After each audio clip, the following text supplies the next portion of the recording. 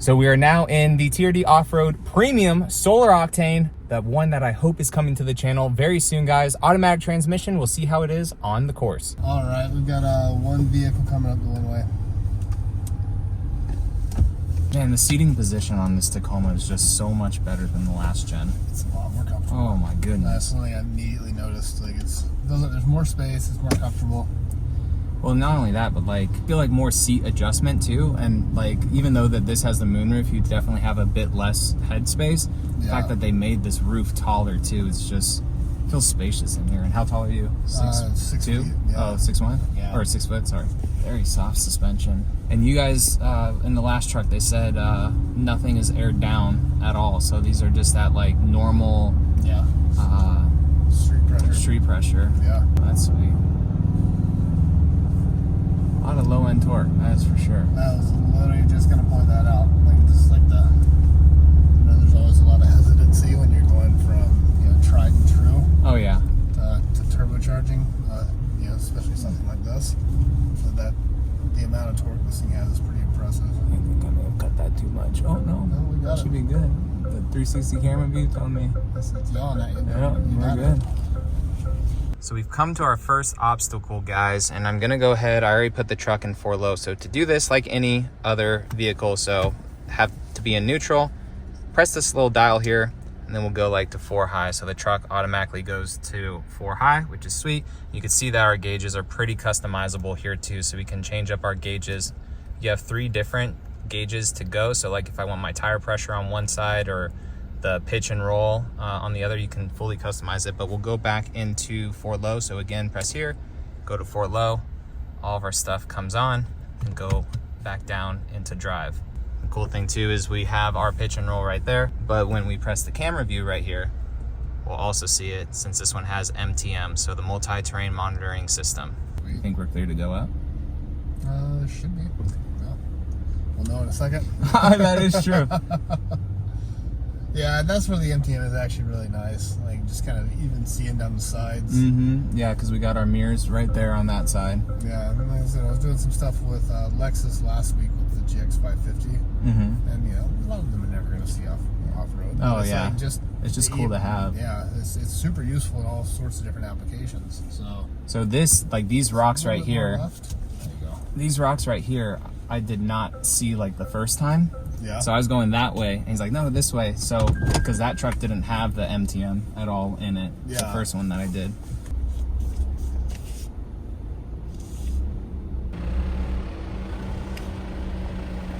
So I can't see anything going over these rocks. Nice. That's so cool with that monitoring system, man, in this Tacoma, and the resolution is just so good too. That's so much like easier with this truck than the other ones. The manuals? Oh my gosh. Well, the manual, I was scared that I was gonna stall it, but the way the low range is in that truck is just so good. Yeah. And it didn't stall at all. But just with having the camera system on this truck, like you just see everything, and then how it positions your tires too. Yeah. And that's, you walked right over that, but that's a nice little spot to play around with the crawl control as well. Okay. Yeah, I could feel, I mean, even though like I could kind of feel the subtle like ABS, like the truck kind of kicking in its own traction control for it too. Yeah, and like you spent a lot of time with previous, like Lexus and Toyota. Like, there's a lot of noise that was coming out of that earlier. So when I first did my the Tundra drive, they said put the crawl control on, and I did.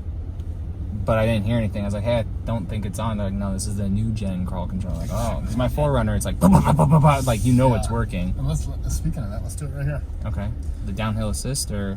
So downhill assist will be in high range. This is going to be crawl control. Oh, so okay. All right, guys, so we have a kind of like a little descent here. We're getting close, even though it doesn't look like it on camera. We're getting close to 30 degrees. So we're in 4 low, and we're going to go ahead and press the crawl control button. Check out the very cool graphic that we get here on the screen. Now the same dial over here is going to allow us to adjust our speed. So if we turn it to the right, it already knows that we're in crawl control. So we're not going to want to bonsai down this hill. So we're probably going to put it where? All the way low? 2 or 3? So we'll go ahead like 2 to go the lowest speed. I'm just going to go ahead and take my foot off the brake and the truck just caught itself. Oh wow, we could definitely probably go 3. This is very slow. All right, so we'll put that back on. You can do it while you're driving. Oh really? So we don't have to do that. So we can control it. So we'll go slower. We can feel the truck catching. Go faster. The truck's wanting to pick up speed. Very awesome. You guys can tell too with the crawl control. You guys hear it? Or I'll roll down the windows. You guys don't hear it going da-da-da-da-da-da-da-da. So the new generation of crawl control on these trucks is really quiet. All you hear now is just the gravel or the rock underneath us and the truck catching it. But you don't hear the ABS like pulsating all the time. So now we have a little articulation bit. So I'm gonna go over this with just normal sway bar. So this is their normal TRD sway bar for the truck. Truck's kind of pushing itself back and forth like this. You can see my head moving a bit too.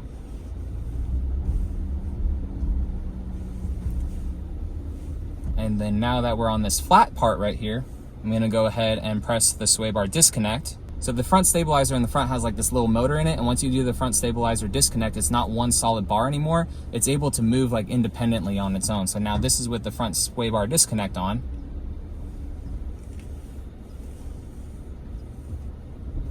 And the truck, it just catches more. So like we are still moving obviously a little bit, right? But not as much as back there. Like I can feel the front being planted way more on the ground than it was back there. So the truck still did it on its own really well with the 4-low. However, you can feel like with that front sway bar disconnected, our front tires are starting to catch a bit more and a bit easier.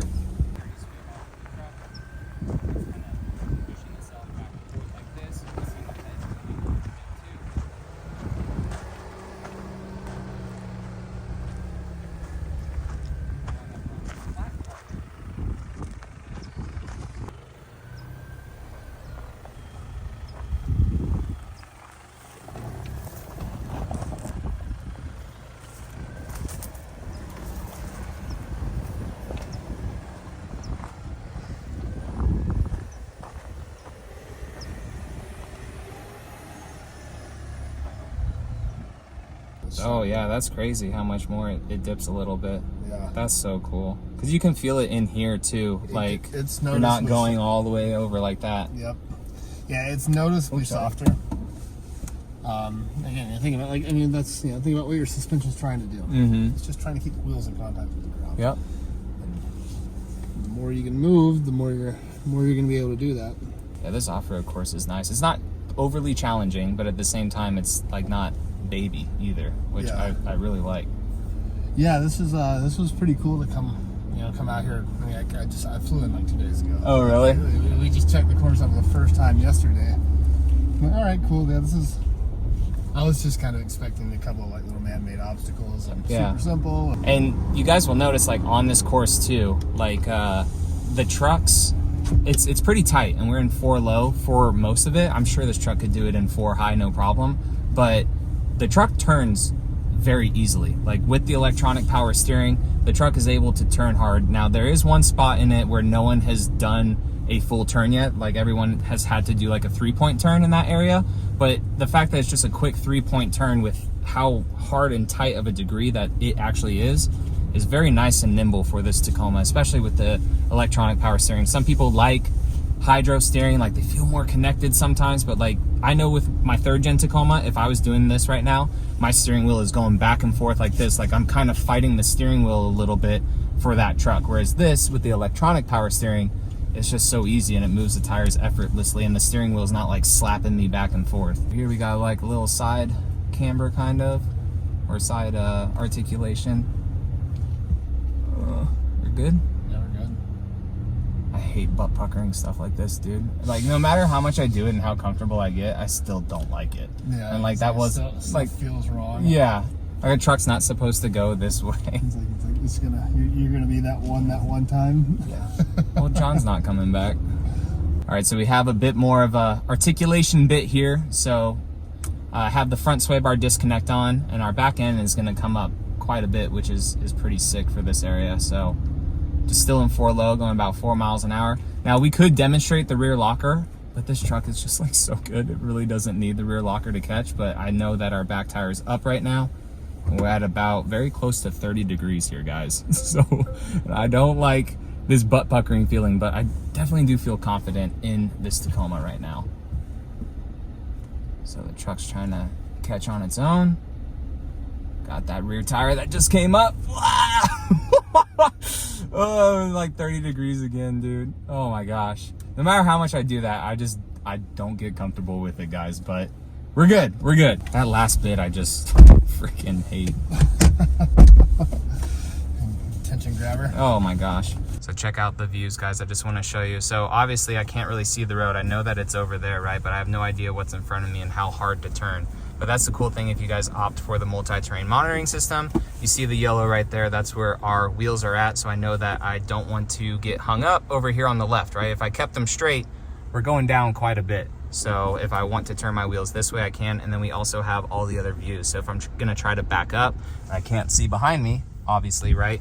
So if I want to back up, I can change the camera to there. If I want to see what's on my side view, I can see that.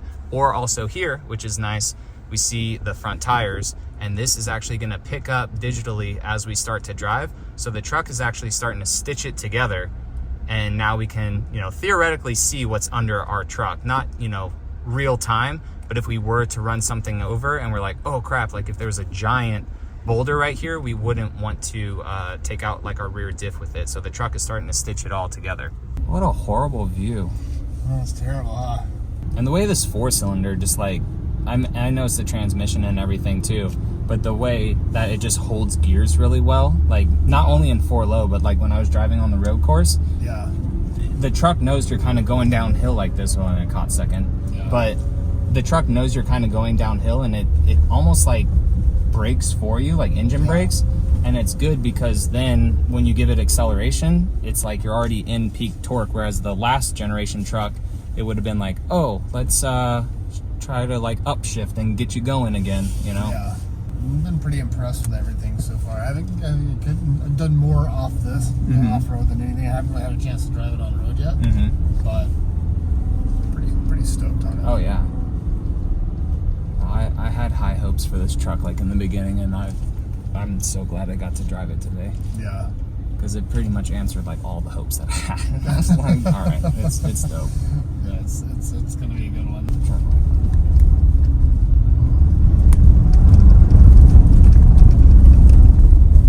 Handles well, man.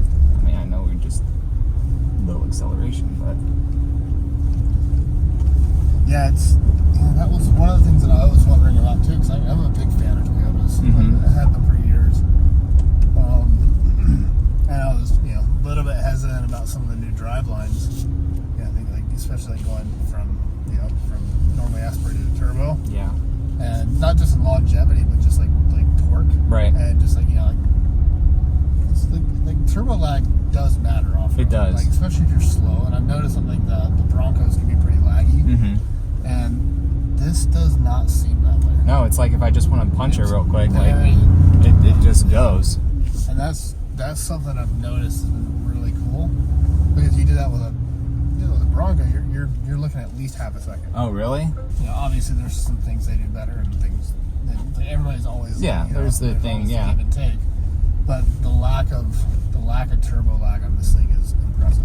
Like, really, that is one of the first things I immediately noticed when I get a gas. I just went immediately. I mean, even on road too. I mean, you've just experienced it here off road, right? But like, if you're able to take one on road, it's so like the turbo lag. I mean, it's there like micro, but it's not. I don't know. The last gen was just not bad, right? But like just so underpowered that this gen with the turbo, even though if there is a little bit of turbo lag, it's still better than like what the last gen just lacked in power. Yeah, I know there was a lot of frustration. I had a few friends that went from the 4.0 to the 3.5. Right. And it was, you know, technically the numbers were better, but it's like the real world application was a little bit the lacking. transmission was the culprit, like in a lot of that, you know. So I'm gonna try to hug it as tight as possible. And I'm gonna try to get this. We'll see. I doubt I will, but ride that far edge and use that one little bit.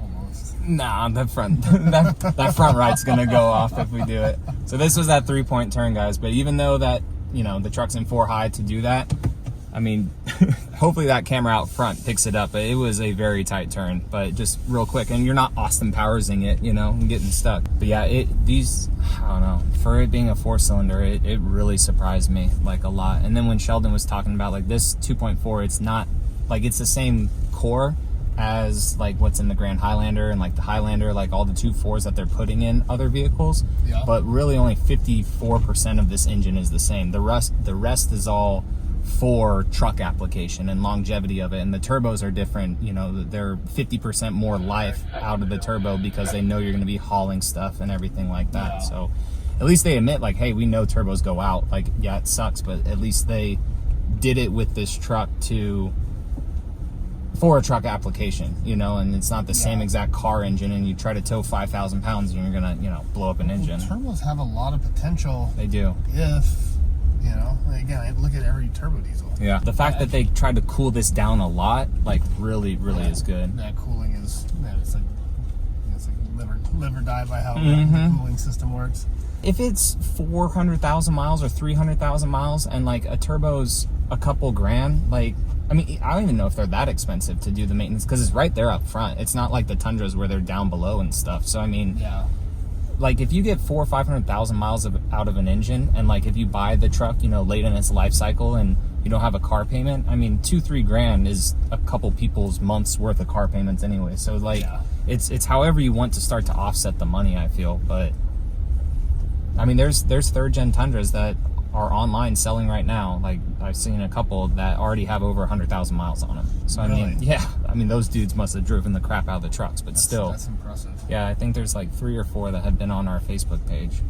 So wrapping up the video, guys, I realized I never made a conclusion while I was at the event for this truck. Long story short, it's a Tacoma. It's gonna off-road great. It's the perfect size for tighter trails, hills, everything like that. The new crawl control was great. The multi-terrain select, simple and quiet. The tires on this truck that Toyota co-developed with BFG for this truck worked really good. Again, we were at street PSI, did not air it down or anything like that for this trail. They handled really good. And the brand new suspension on this truck with piggyback reservoirs, that handled like a dream, both off and on road. That's for a video in the future. But guys, it was good. I appreciate you all watching, and I'll catch you guys in the next one. All right, see you later.